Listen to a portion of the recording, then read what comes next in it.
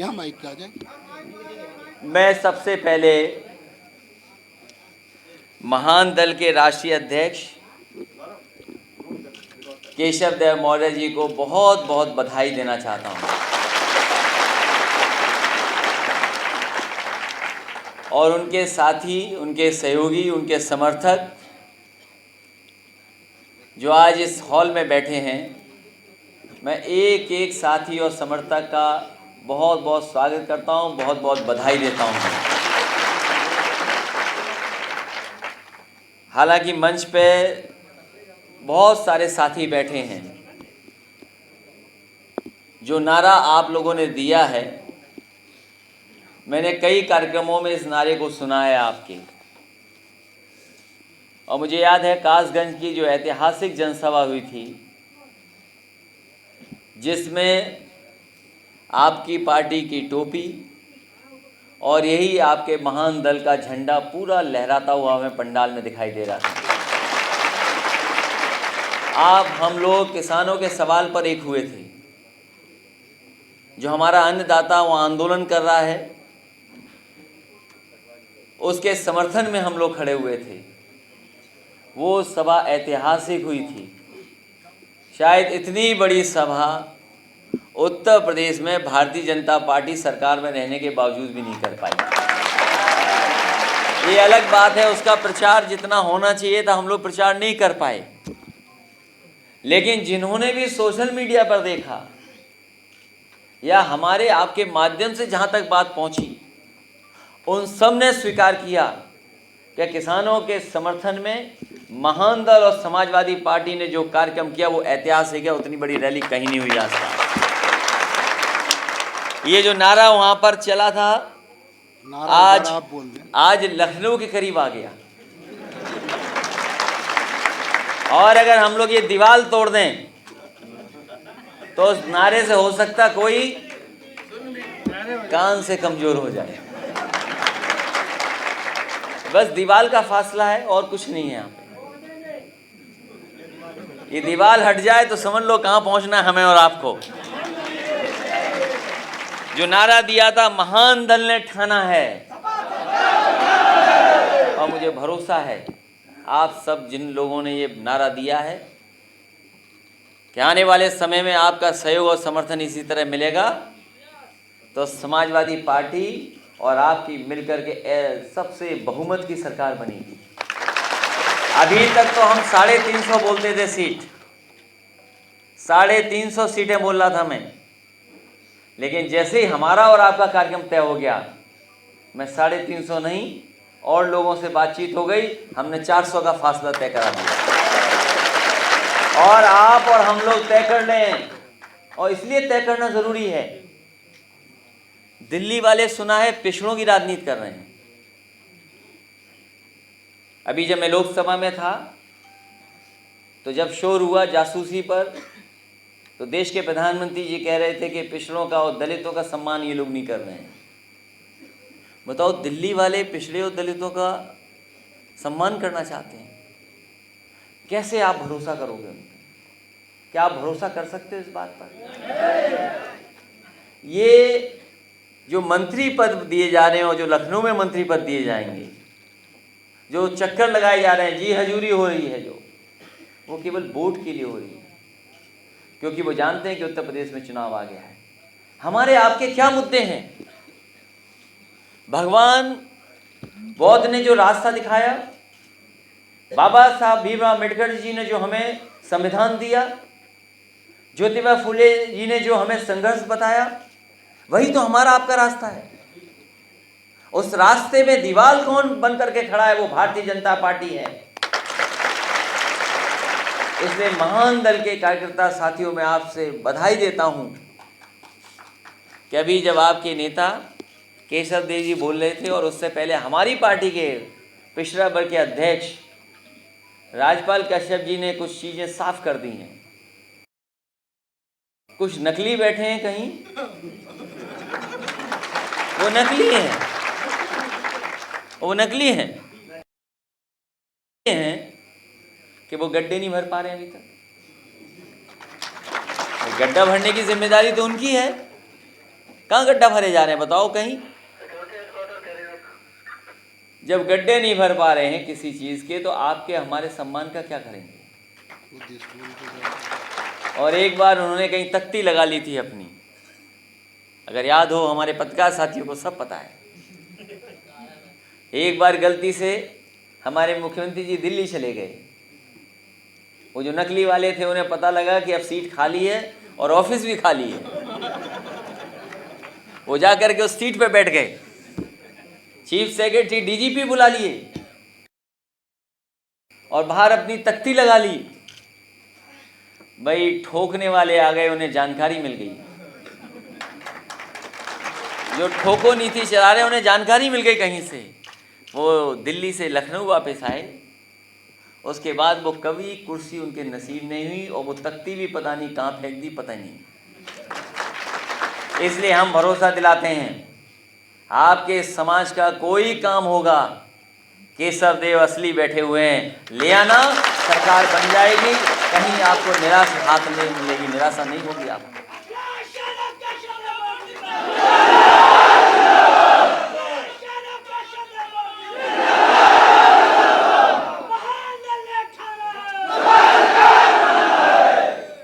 महान दल ने ठाना है सपा सरकार बनाना, और सरकार बनने जा रही है। आपका सहयोग, आपका समर्थन मिल जाए। और कितना भेदभाव हुआ सोचिए आप। हमारी आपकी जनगणना नहीं करना चाहते। एक समय था देश में चाहते हैं लोग कि जनगणना हो, हम और आप में लड़ाई करा दी कि आज सब हक यादव छीने ले रहे हैं। कभी कहा जाता है कि हमने हक सबका छीन लिया, पिछड़ों का हक छीन लिया। ये बहस चल रही है लगातार, और जैसे ही चुनाव करीब आता है तो बहस और तेज हो जाती है। इसलिए समाजवादी पार्टी और हमारी आपकी मांग है, पहले कांग्रेस ने जनगणना नहीं की, हजारों करोड़ रुपए खर्च हो गए, सब गिनती हो गई, लेकिन अभी तक आंकड़े बाहर नहीं आए। जनगणना फिर होने जा रही है।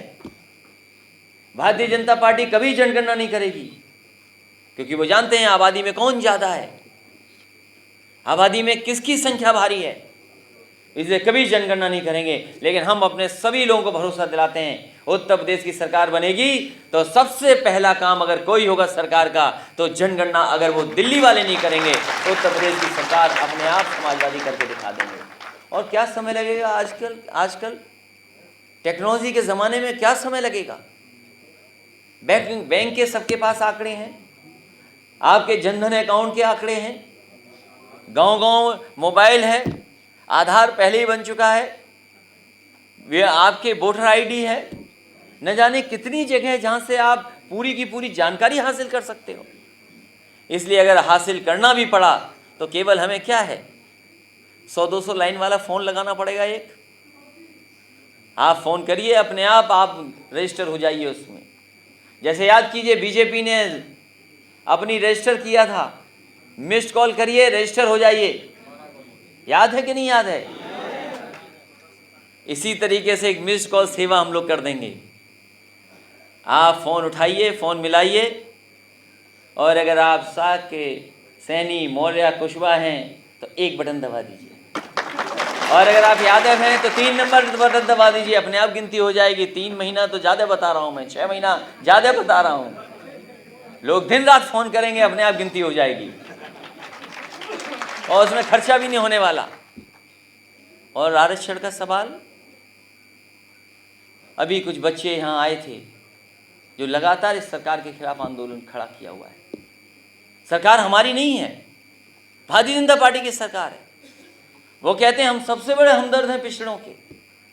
भारतीय जनता पार्टी यही कहती है कि सबसे बड़े हम ही हैं जो कष्ट मिटा देंगे पिछड़ों के, दलितों के। बताओ यहाँ कितनी बार आए लोग अपना हक मानने, सम्मान मांगने, इन्होंने लाठी मार करके वापस किया है। इसलिए इस बार मौका मिलने जा रहा है आपको 22 के चुनाव में। असली वोट की लाठी अगर कोई मारेगा तो पिछड़े और दलित मारेंगे, जिनका हक और सम्मान भारतीय जनता पार्टी ने छीना है। क्या क्या बताएं भारतीय जनता पार्टी का। और हमारे मुख्यमंत्री जी की भाषा का तो कुछ कह ही नहीं सकते। उनकी भाषा, उनका ज्ञान ऐसा है कि दुनिया के लोगों ने पूछ रहे हैं और ढूंढ रहे हैं कि आखिरकार कहाँ है ऐसे मुख्यमंत्री। कहीं संविधान में, कानून में नहीं है, ठोक दो। और ये अनपार्लियामेंट्री भाषा है, लेकिन ठोकने से चला रहे थे प्रदेश को। कभी कभी हम सोचते हैं कि ये कोरोना के समय पे, कोविड के समय पे सबसे ज़्यादा मोबाइल और सबसे ज़्यादा लैपटॉप काम आया। अगर ये नहीं होते लैपटॉप और मोबाइल शायद, तो हमारे लोग कमरों में बंद रह के, घरों में बंद रह करके न जाने कितने लोगों को मानसिक बीमारी हो जाती। कम से कम मोबाइल और ये हमारे कंप्यूटर, लैपटॉप थे जिन्होंने हमें और आपके जोड़ करके रखा। कुछ समय उससे अच्छा गुजर गया, बीमारी में हमारा साथ दिया उसने। और सोचिए, इन्होंने घोषणा पत्र में लिखा था कि भारतीय जनता पार्टी की सरकार बनेगी तो लैपटॉप भी देंगे और डाटा भी देंगे। सोचो कभी क्यों नहीं आपको लैपटॉप मिला? क्योंकि हमारे बाबा मुख्यमंत्री जी लैपटॉप चलाना नहीं जानते और मोबाइल भी चलाना नहीं जानते, इसीलिए लैपटॉप नहीं मिला। और याद कीजिए, अगर कहीं आप समाजवादी सरकार में रहे होंगे तो कोई गांव नहीं छूटा, आपके समाज के भी कुछ बच्चों को मिल गया होगा लैपटॉप। और आप जानते होंगे जिस परिवार में लैपटॉप मिला है, आप बताओ कि किसी गांव में मिला कि नहीं मिला लैपटॉप? और इस सरकार में इसीलिए नहीं मिल रहा है क्योंकि हमारे बाबा मुख्यमंत्री लैपटॉप चलाना नहीं जानते। अभी कुछ दिन पहले कह दिया, डीएनए की बात कह दी। पता नहीं डीएनए क्या होता है। ये हमारे बायोलॉजी वाले जानते होंगे, डॉक्टर जानते होंगे, पढ़े लिखे लोग जानते होंगे डीएनए क्या होता है। हमारे मुख्यमंत्री जी ने कहा कि डीएनए नहीं मिलता उनका, जो भगवान को नहीं पूछते। हम तो भगवान राम को पूछते हैं, बताओ आपका डीएनए अब क्या है? मैंने कहा कि डीएनए का ही फुल फॉर्म नहीं जानते। और आगे की बात मैं नहीं कहूंगा, डीएनए उनके हाथ में नहीं है। वो बायोलॉजी वाले लोग जानते हैं, डॉक्टर लोग समझ जाएंगे। आधी अधूरी बात छोड़ रहा हूं टीवी के लोगों के लिए, क्योंकि वो योगी हैं, इसलिए डीएनए वाली बात हम उनसे नहीं कर सकते। क्या आपको लगता है वो योगी हैं? ये सही कहा आपने कि नेताजी का सम्मान से नाम नहीं लिया, लेकिन ये सच बात नहीं है। क्योंकि जब हम भगवान को पूछते हैं तो तू भी कह देते हैं, गाना बनता है। तो जो इन्होंने जो गाना बनाया था तो उसमें सम्मान की जरूरत नहीं थी, गाना ही सम्मान था। उनका भाव और गाने के शब्द ही सम्मान के थे। लेकिन ये अलग बात है, आप राष्ट्रीय अध्यक्ष हैं, वो प्रदेश अध्यक्ष हैं, इनको माफ़ी मांगनी थी तो उन्होंने रास्ता ढूंढ लिया।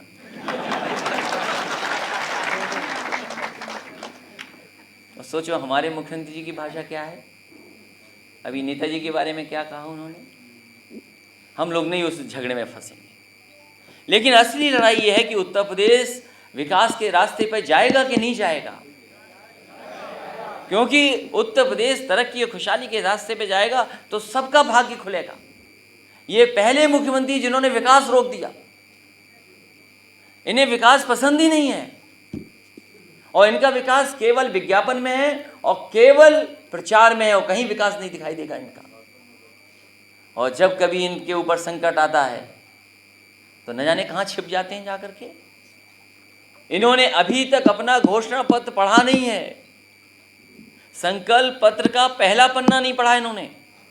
आप उठाइए भारतीय जनता पार्टी का संकल्प पत्र, सबसे पहला लिखा है कि हम किसानों की आय दोगुनी कर देंगे।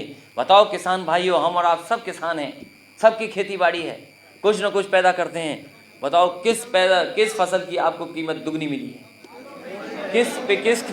किस पैदावार का आपको दुगना लाभ मिल गया? न गेहूं का मिला, न धान का, न गन्ने का, न आलू का, किसी का नहीं मिला। ये सब किसान हैं और खेती करने में माहिर लोग हैं। ये सब आपसे अच्छी खेती कोई नहीं कर पाता। फल सब्जी से लेकर के खेती का काम अगर कोई अच्छा कर रहा है तो हम और आप लोग मिलकर के कर रहे हैं। और जो कानून ले आए हैं उससे सब छिन जाएंगे खेत, ये बचेंगे नहीं खेत। अभी कह रहे थे कि कश्मीर में प्लॉट ले लो आप, फिर कहा कि हिंदू मुसलमान हो रहा है, यहाँ से चले जाएंगे कुछ लोग, सब प्लॉट ज़मीन मिल जाएगी आपको। बताओ अन्नदाता के लिए क्या कह रहे हैं कि वो अन्नदाता लोग हैं जिन पे ज़मीन नहीं है, जिनकी ज़मीन छीनी जाएगी। सोचो ये कह रहे हैं ये लोग, भारतीय जनता पार्टी के लोग। इनसे सावधान रहना, गांव में कुछ भी प्रचार कर सकते हैं ये लोग। ये कह रहे हैं किसानों की जमीन छीन करके हम दे देंगे, गरीबों को दे देंगे, ये किसी को जमीन नहीं देंगे। ये जमीन अगर छीनेंगे तो बड़े बड़े उद्योगपतियों को दे देंगे, जो आंख लगा करके बैठे हैं कि कब कानून पास हो जाए और जमीन हमारे हाथ में आ जाए, क्योंकि बड़ा काम करना चाहते हैं। अभी बाजार उनके हाथ में नहीं है और बाजार को अपने हाथ में करना चाहते हैं वो लोग, सब्जियों को अपने हाथ में करना चाहते हैं। ये कभी देखना ठेलों पे जो सेब लगे हैं उनमें छोटा सा स्टिकर आता है, किसी कारोबारी का नाम लिखा हुआ है उस पर। क्या कोई कल्पना कर सकता है वहां से सेब आ रहा, कश्मीर का सेब, और स्टिकर अडानी का लगा हो उस पर? दोबारा जाना ठेले पर, देखना ये बात सही है कि नहीं सही है। तो बताओ, सेब, ये तो काम दूसरे लोग कर लेते हैं, हमारे गरीब कर सकते थे ये काम। इस काम में भी चले आ गए आप। चाहते हो दूध भी बेचना चाहते हो। हमने कारखाना लगाया दूध का, अमूल का प्लांट, सोचा यहाँ के किसानों का और गरीबों का दूध खरीदा जाएगा। सरकार पलट गई, दूसरी सरकार आ गई। अब बताओ, गुजरात से दूध आ रहा है यहाँ पर। उत्तर प्रदेश की गाय का दूध नहीं ले रही है, यहाँ की भैंस का दूध ले रहे हैं, गुजरात से मंगा रहे हैं अमूल प्लांट के लिए। सोचिए, लखनऊ में जो लगा प्लांट, ये इनका काम करने का तरीका। और याद कीजिए, देश के मंत्री ने क्या कहा था जब सरसों का तेल महंगा हो गया, तो कहा कि इसमें मिलावट नहीं है, इसलिए सरसों का तेल ज़्यादा महंगा है। सोचो आप, ये भारतीय जनता पार्टी के लोग सस्ता कैसे करेंगे? मिलावट करके सस्ता करना चाहते हैं। याद कीजिए, होगा उनका स्टेटमेंट कहीं ना कहीं। और आज सरसों का तेल कितना महंगा हो गया। सरसों पैदा करते हम और आप, और तेल जब खरीदने जाओगे तो बताओ कितना महंगा। अगर हम और आप लोग खुद अपनी पेराई कर लें तो कितना शुद्ध भी होगा, अच्छा भी होगा, टेस्ट भी होगा, खुशबू भी होगी। लेकिन जब बोतल में बंद होकर के आएगा तो शायद उसकी खुशबू नहीं होगी, और जो खा लेगा उसे सीधा अस्पताल अपना दिल दिखाना पड़ेगा जाकर। और प्रचार क्या आता है? तो इसलिए किसान के सामने संकट है, पिछड़े दलितों के सामने संकट है। ये काले कानून आ गए, लागू हो गए तो सब बर्बाद हो जाएंगे। इससे बहुत बड़े बड़े सवाल भी हैं।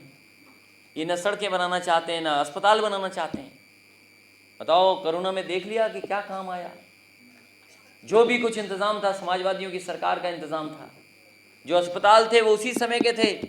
अगर नेताजी ने और समाजवादी पार्टी ने अस्पताल न बनाए होते तो न जाने कितने गरीबों को इलाज के बिना ही दम तोड़ना पड़ता।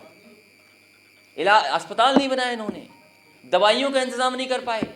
बताओ, मामूली सी दवाई पैरासिटामोल नहीं मिली, और दूसरी दवाइयाँ थी जो सस्ती थी वो नहीं मिली किसी को। और ऐसी भगदड़ मचाई कि एक ही इंजेक्शन है जिससे जान बच जाएगी। गरीबों को लगा कि अमीर लगवा रहे हैं रेमडेसिविर इंजेक्शन, तो शायद गरीब भी इससे बचा लेंगे अपनी जान। बताओ, इंजेक्शन नहीं उपलब्ध करा पाए। और तो और जिसकी वजह से न जाने कितने लोगों की जान बच जाती। अपने आप सिलेंडरों का इंतज़ाम करते फिरे, अपने आप बिस्तरों का इंतज़ाम करते फिरे, और तब जाकर के जान बची। और कहते कि हमें, और क्या जवाब देते हैं कि ऑक्सीजन के बिना किसी की जान नहीं गई। हमने आपने देखा है कैसे लोग सिलेंडर लेकर के भाग रहे थे, और जहाँ कब्रिस्तान शमशान थे, बताओ कितनी लाइन लगी हुई थी। जो शमशान थे ऐसे कभी नहीं जली होंगी जितनी भारतीय जनता पार्टी की सरकार में जली हैं। और लखनऊ में जब जलने लगी, हमारे पत्रकार साथियों ने तस्वीर दिखाई तो उन्होंने उसमें ढांक दिया, टीन शेड लगा दी जाके। बताओ, ये योगी की सरकार है? अपने आप को कहते हैं योगी, और अगर शमशान घाट में लाशें जल रही हैं तो उसमें टीन शेड लगा दे रहे हैं कि कोई देख ना पाए कितने लोग जल गए। और फिर माँ गंगा ने, बताओ, लाशें वापस कर दी कि नहीं कर दी? हमारी पवित्र नदी जिसको हम पूजते हैं, जिसकी हम पूजा करते हैं, और बीजेपी के लोगों ने कहा कि हम माँ गंगा को साफ कर देंगे। बताओ, माँ गंगा को साफ किया इन्होंने, लाशें दिखाई दी, बह गई न जाने कितनी, और माँ गंगा ने सब लाशें वापस कर दी, और अभी भी वापस हो रही हैं। अगर कोई जिम्मेदार है इनकी मौत का, तो उत्तर प्रदेश की भारतीय जनता पार्टी की सरकार जिम्मेदार है। समाजवादियों को मौका मिलेगा तो जांच होगी कि आखिरकार इतनी जान कैसे चली गई। और फिर कोई मदद नहीं उन परिवारों की जिनके सदस्य चले गए। आज भी दुख है उन परिवारों में, क्योंकि अचानक मृत्यु हो गई किसी की, परिवार का सदस्य चला गया, कमाने वाला चला गया, जो रोजगार करता था वो चला गया। तो उसकी वजह से आज भी संकट उन परिवारों की, अगर समाजवादी सरकार बनी तो हम आपको भरोसा दिलाते हैं कि जिस तरह हम किसानों की, मजदूरों की, गरीबों की मदद कर, जो सुप्रीम कोर्ट ने गाइडलाइंस दी हैं, आने वाले समय में कोरोना से जिनकी जाने गई उनकी भी मदद करने का काम समाजवादी लोग और हम आप लोग मिलकर के करेंगे। इसलिए बहुत बड़े बड़े सवाल हैं देश के सामने। अभी घबरा गए कि हमने 400 सीट कैसे बोल दी। मैंने कहा कि 400 सीट जीत सकते हैं उत्तर प्रदेश में समाजवादी लोग और महान दल मिल जाएगा। तो घबरा गए, सवाल पूछ रहे हैं हमसे कि 400 कैसे जीतोगे। हमने कहा कि बताओ, आपने कहा था बुलेट ट्रेन आएगी, हमने कभी सवाल पूछा आपसे बुलेट ट्रेन किधर से आएगी? आप सोचो, हमने आपने किसी ने सवाल पूछा कभी? बस आपने कहा, हमने मान ली बात कि बुलेट ट्रेन आ रही है। इसी तरह बनारस में बताओ, क्यूटो बोला कि क्यूटो बना देंगे। हालांकि ओलंपिक में हमारे जैवलिन थ्रो में तो हमारा नंबर 1 आ गया, गोल्ड मेडल मिल गया। हम बधाई देते हैं ऐसे खिलाड़ी को जिन्होंने हमारे देश का दुनिया में सम्मान बढ़ा दिया। जापान का एक शहर है क्यूटो, हमने आपने किसी ने नहीं देखा, हमने आपने भी नहीं देखा, हमारे पत्रकार साथियों ने भी नहीं देखा, लेकिन हम पत्रकार साथियों को भरोसा दिलाते हैं। बनारस के पत्रकार साथियों को मैंने कहा था, लखनऊ के लिए भी वही घोषणा करता हूँ कि समाजवादी सरकार बनेगी तो हवाई जहाज में बैठा करके सभी पत्रकार साथियों को क्यूटो का शहर कराएंगे। बताओ, हमने क्यूटो पे कोई सवाल पूछा उनसे? कोई पूछा क्यूटो पे सवाल? और क्यूटो जो शहर है, मैं ये दावा कर सकता हूँ, आप गूगल कर लेना, देख लेना क्यूटो जैसा शहर कैसा है। न गंदगी है, सफाई इतनी है जितनी हम आप लोग कल्पना नहीं कर सकते। पानी साफ सुथरा है, हवा साफ है, सड़कें अच्छी हैं, दुकानें अच्छी हैं, सब कुछ साफ सुथरा है जैसा आप हम सोच नहीं सकते। देख के आएंगे तब लिखेंगे सर। वैसे गूगल पे भी देख सकते हो। तो इसलिए जो क्यूटो का सपना दिखाया, बताइए हमें आपको क्यूटो का सपना दिखा दिया। नोटबंदी करके कह दिया कि ये भ्रष्टाचार अब नहीं होगा, काला धन नहीं होगा, खत्म हो जाएगा। बताओ, जिला पंचायत चुनाव में बीडीसी तक तो काला धन ले लिए। नोटबंदी का क्या रहा फिर? बताओ, आप बताओ, जानते होंगे बीडीसी और जिला पंचायत सदस्य चुनाव अभी चला गया। जो वैसे मान गए नहीं, लाठी से मनवा लिया, मुकदमों से मनवा लिया। चुनाव बीजेपी नहीं लड़ी, चुनाव डीएम और एसपी लड़े हैं, प्रशासन लड़ा है चुनाव, बीजेपी चुनाव नहीं लड़ी है। और जब बीजेपी चुनाव लड़ी थी तो जनता को मौका मिला था, जनता ने भारतीय जनता पार्टी को हराने का काम किया था। उनके सब हार गए, प्रधान, सदस्य, बीडीसी, केवल अपनी इज्जत बचाने के लिए प्रशासन को आगे कर दिया, पूरा चुनाव लड़े। कोई कल्पना कर सकता है एक बहन के साथ ऐसा हो? कपड़े फाड़ दिए हो, साड़ी छीन ली हो, केवल इसलिए कि पर्चा न भर पाए। एक ब्लॉक मुखी का चुनाव कोई दूसरा न जीत जाए, ये कहीं नहीं हो सकता। ये कोई कर सकता है तो ऐसे कलयुगी लोग ही कर सकते हैं, कोई नहीं कर सकता। और ये जो धर्म पे अपनी इतनी बातें कहते हैं, बताओ, हमने आपने महाभारत रामायण देखी है, महिलाओं का अपमान किसने किया? बताओ, सीता माँ का अपमान किसने किया था? द्रौपदी का अपमान किसने किया था? और जिन्होंने अपमान किया था उनको सबक सिखाने का काम भी हुआ था बाद में। इसलिए अगर इन्होंने महिलाएं, बहनों को अपमानित किया है तो यही जनता एक दिन इन भारतीय जनता पार्टी के लोगों को सबक सिखाने का। महिलाएं अपमानित हो रही, बहनें अपमानित हो रही और खुद अपने आप को कहते हैं हम योगी हैं। कौन मान लेगा योगी हैं? क्या आपको लगता है वो योगी हैं? अभी एक गाना सुनाएंगे, हमें भी वो सोशल मीडिया पे कुछ कहते हैं, एक बात कहते हैं, बहुत ज़्यादा उनके समर्थक लोग कहते हैं, वो सब जानते हैं, लेकिन हम भी समाजवादी लोग हैं। हम और आप जानते हैं, कई साधु संत बाबा लोगों का जो सुबह का ब्रेकफास्ट है वो चिलम है कि नहीं है? बताओ। ये है, खूब लोग पीते हैं। तो सोचिए, योगी वो होता है जो दूसरे का दुख अपना दुख समझे। यही हमने पढ़ा, यही जाना है कि योगी हम उसी को कहेंगे जो दूसरों का दुख अपना दुख समझे, वो योगी है। क्या ये सरकार हमारा आपका दुख समझ पा रही है? इसलिए साथियों, बहुत खुशी की बात है इतने जोश और उत्साह के साथ आप आए कि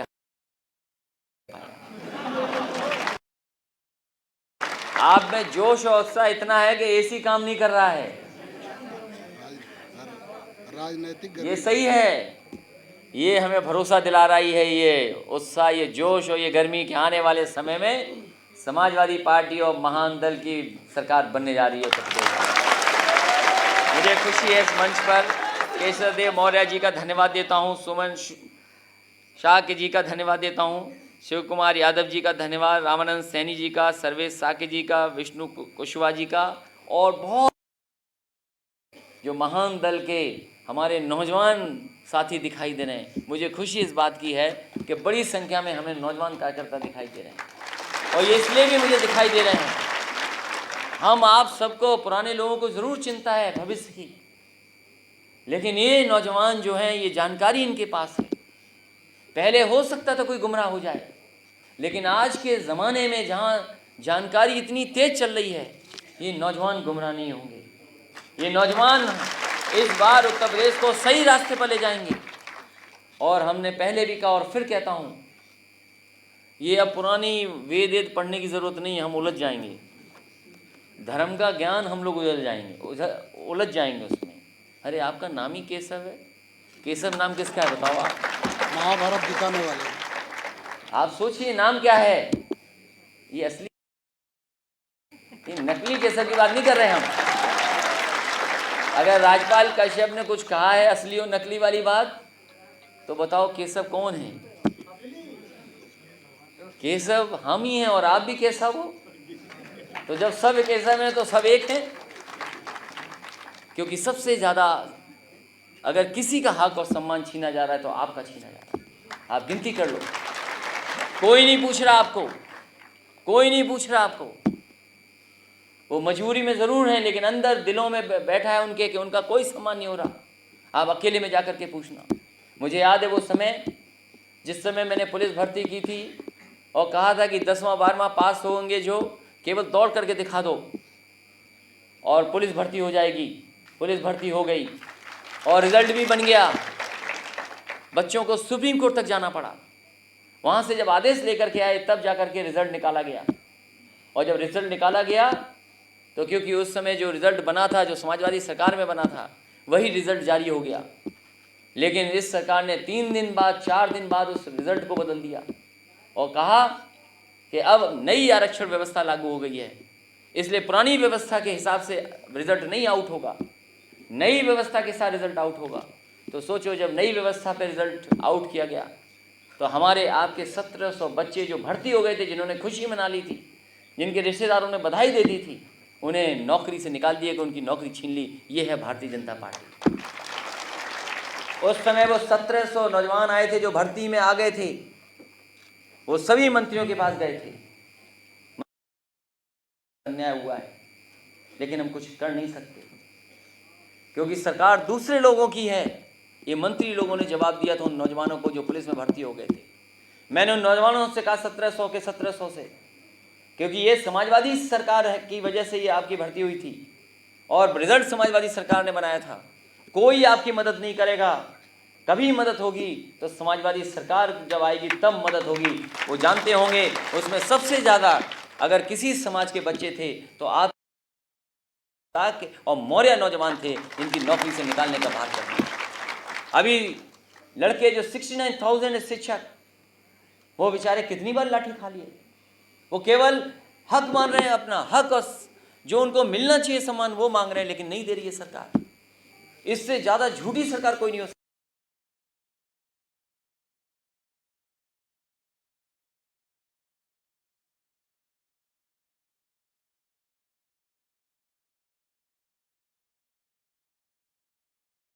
होती बताओ, एक्सप्रेस वे देखा कहीं इससे अच्छा? और एक्सप्रेस वे ऐसा जिसमें मिराज और सुकोई उतर गए हों, मिराज और सुकोई जैसे हवाई जहाज उतर गए बड़े बड़े। तो हमारी तो पता नहीं जाति कौन सी होती है, हमने तो लैपटॉप बांट दिया। हमने तो लैपटॉप, सोचिए, हमने एम्बुलेंस चला दी, हमने व्यवस्था ऐसी कर दी कि फोन मिलाइए पुलिस सामने, लेकिन पता नहीं बाबा जी ने उस पुलिस को कौन सा चूर्ण दे दिया, क्या प्रसाद दे दिया, पुलिस ही बर्बाद हो गई। बताओ बर्बाद हो गई कि नहीं हो गई? हो गई। लाठी लिए घूम रहे हैं, बताओ। कोरोना में लाठी लिए घूमते रहे। अरे भाई, वायरस को लाठी से थोड़ी भगाना था, वो लाठी को लिए घूम रहे थे। और कोरोना जैसी बीमारी सोचिए हमारे, और सरकार ने अपने कान और आंखें बंद कर दी। हमें तो चलो कोरोना से बचना था, भारतीय जनता पार्टी को किससे बचना था बताइए आप? सोचिए, बड़े सवाल हैं जिन्हें के जवाब केवल वोट से निकल सकते हैं। इसलिए आप सब ने जो ठाना है वही होना चाहिए, तभी परिवर्तन आएगा, तभी बदलाव आएगा।